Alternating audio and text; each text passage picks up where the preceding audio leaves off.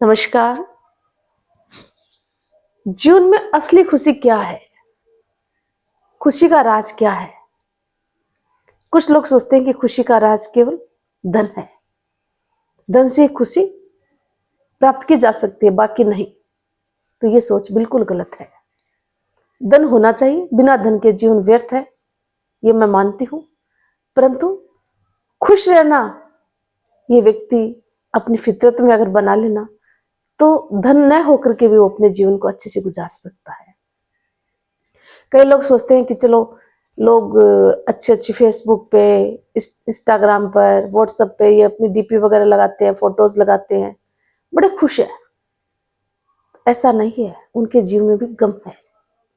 वो खुशी बांटना केवल जानते हैं, है ना। हमारे समाज में भी बहुत पैसे वाले लोग हैं, कोई कमी नहीं है किसी प्रकार की, फिर भी कोई जरूरी नहीं है वो खुश हैं अंदर से। कौन किसको झांक कर देखता है। तो मेरे कहने का मतलब है, चाहे पैसा हो या ना हो, यदि व्यक्ति अपने जीवन में एक ये बात अपना ले कि हमें हर परिस्थिति में खुश रहना है, क्योंकि जीवन 2 दिन का है और इस जीवन में हमें हमेशा ही हंसते रहना चाहिए, चेहरे पे उल्लास रहना चाहिए, हमेशा ऊर्जावान। चेहरे पर यूं उदासी, गिरा हुआ सा चेहरा दूसरों को भी नेगेटिव बना देता है ना। अगर हम हंसते रहेंगे, उल्लास से रहेंगे, तो हमारे साथ जो बंदा संपर्क में आएगा ना, वो भी एक ऊर्जा और सकारात्मक सोच महसूस करेगा। बात करने का एक लहजा उसका बदल जाएगा। तो आप ऐसे बनो, भले पैसा किसी को मत दो, नहीं है आपके पास, नहीं दे सकते, परंतु अपने अच्छे विचार, अच्छी सोच आप व्यक्ति को दे तो सकते हो। जो भी आपके संपर्क में आए, एक हल्की सी मुस्कान दे दो और कुछ अच्छी बातें उनको बताओ कि जीवन कैसे जीना चाहिए। बड़ा अनमोल है ये जीवन अपना, हम व्यर्थ में क्यों खोए इसको, है ना। तो इस जीवन में कोई भी व्यक्ति अगर खुश है ना, तो उससे जलन भावना नहीं रखनी चाहिए। कभी भी अलगाव, द्वेष, है ना, वेवनशी की भावना नहीं, केवल प्रेम भावना रखनी चाहिए। अगर मतभेद है, नहीं आपकी अच्छी बनती है किसी से, तो आप उससे भी ईर्ष्या मत करो, उसके भी भले की सोचो। जब हम अपने अंदर किसी के प्रति बुरी भावना रखते हैं ना, तो अगला बंदा का कोई फर्क नहीं पड़ेगा, हम खुद ही घुटन महसूस करेंगे, हम जीवन में आगे नहीं बढ़ पाएंगे, हमारी सोच संकीर्ण हो जाएगी, तुच्छ सोच हो जाएगी। हम अपने परिवार में खुश रहें, अपने परिवार को अच्छे से रखें, ये बहुत बड़ी बात होती है। तो आज एक मैं आपके सामने एक छोटी सी कहानी लेके आई हूं। प्राचीन काल में एक संत था, माना हुआ संत था, और अपना जीवन बहुत ही हंस के गुजारता था, ज्ञानी था। लोग जो भी उनके संपर्क में आते ना, निश्चित रूप से वो उनका अनुयायी बनने को उत्सित होता।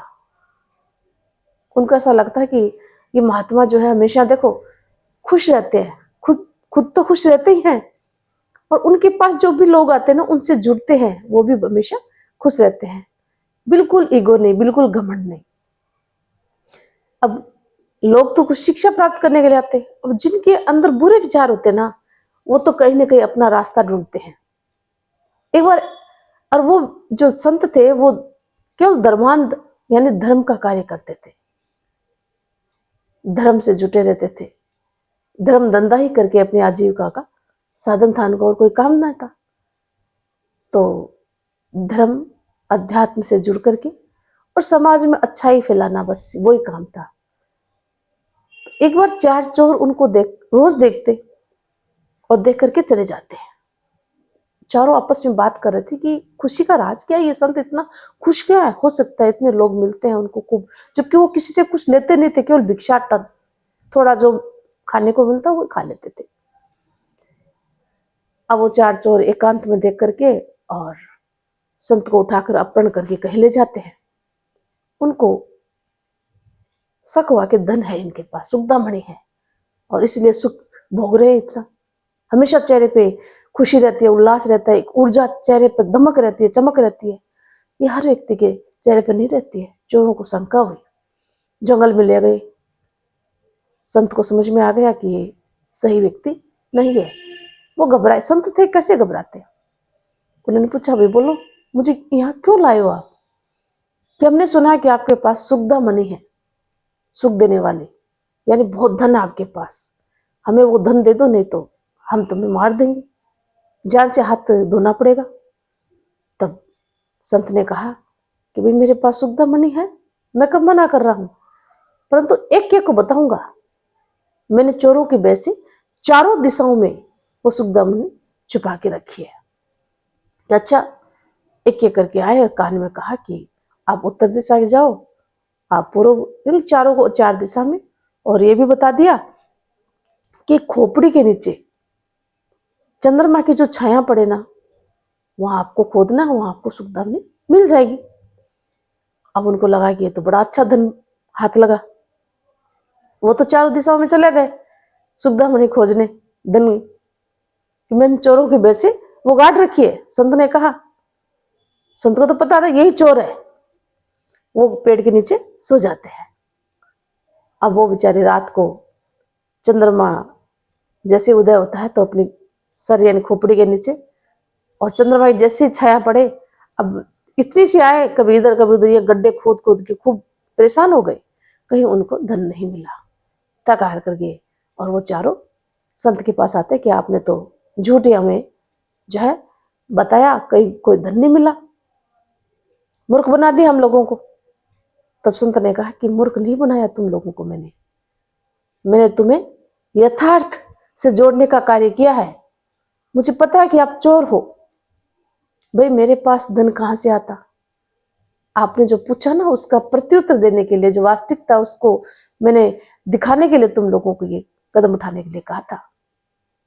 सुखदा मणि क्या है? खोपड़ी के नीचे, अर्थात चंद्रमा की छाया खोपड़ी के नीचे, अर्थात इसका मतलब ये होता है कि अपने आप को धर्म से जोड़ो, अध्यात्म से जोड़ो।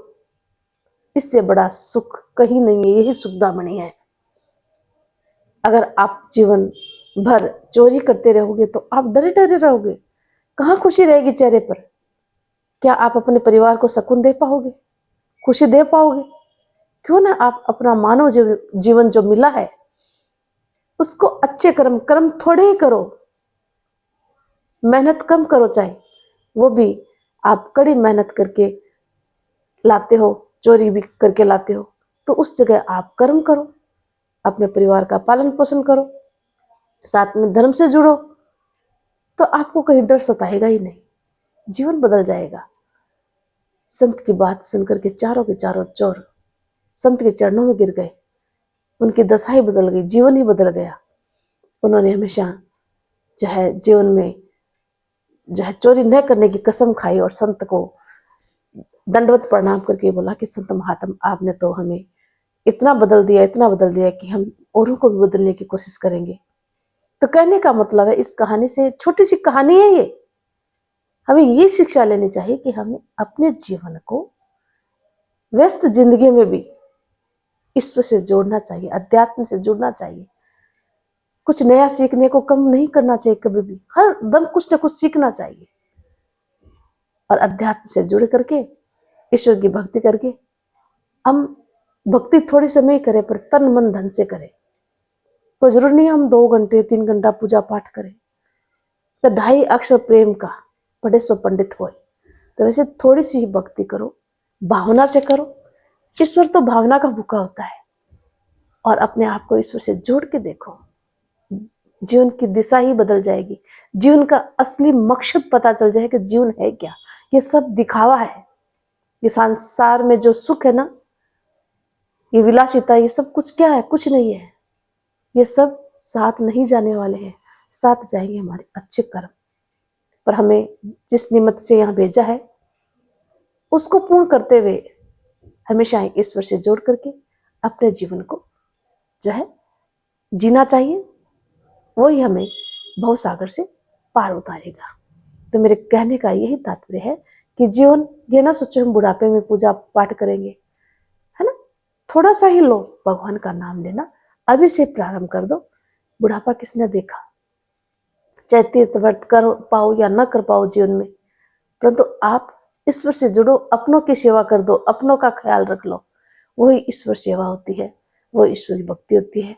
अच्छे अच्छे ग्रंथ पढ़ो जब समय मिले, अच्छी अच्छी पुस्तकें पढ़ो, अच्छे विचार रखो, शुद्ध विचार रखो। किसी के प्रति हम द्वेष, ईर्ष्या, अलगाव की भावना नहीं रखेंगे तो यही तो पूजा है, यही तो भक्ति है ना। संसार में आए हैं तो हमारा जो असली जो उद्देश्य है जीवन में आने का, उसको याद रखो। एक दूसरे के सामने हमें झुककर रहना चाहिए, उस पेड़ की तरह, उस वृक्ष की तरह। फल लगते ही वो झुक जाता है, वो सीधा खड़ा कभी नहीं रहता। तो झुकना सीखो, अहंकार को त्यागो। अहंकार विहीन व्यक्ति हमेशा आगे बढ़ता है।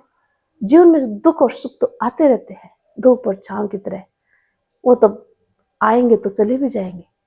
उसको आप ये मत सोचो कि जैसे दुख जो है आया है तो सुख भी आएगा, सुख है तो दुख भी आएगा। ये तो चलते रहते हैं, एक ही सिक्के के दो पहलू है। घबराना नहीं, घबरा जाएंगे तो हम उस दुख से निजात नहीं पाएंगे। ईश्वर से जोड़ोगे अपने आप को तो निश्चित आपको कोई रास्ता मिलेगा। जीवन तभी हमारा सफल है। धन्यवाद।